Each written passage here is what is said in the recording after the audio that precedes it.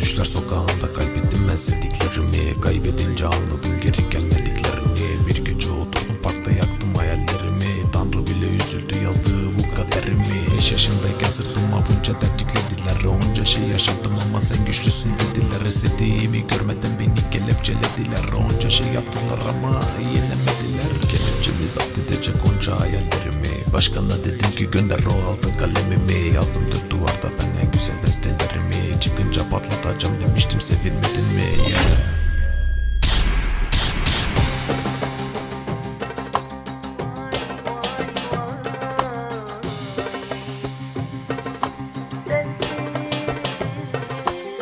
Hayat kısa sen yoksun, gece gündüz düşümdesin.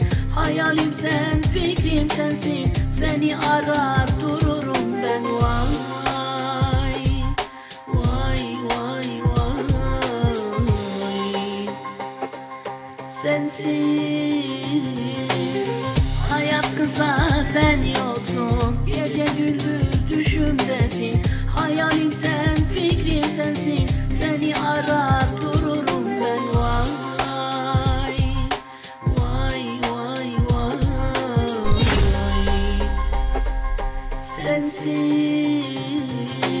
Düşler sokağında kaybettim ben sevdiklerimi. Kaybedince anladım geri gelmediklerini. Bir gece oturdum parkta yaktım hayallerimi. Tanrı bile üzüldü yazdığı bu kaderimi. Kelepçemi zapt edecek onca hayallerimi. Başkana dedim ki gönder o altın kalemimi. Yazdım dört duvarda ben en güzel bestelerimi. Çıkınca patlatacağım demiştim, sevilmedin mi? Yeah.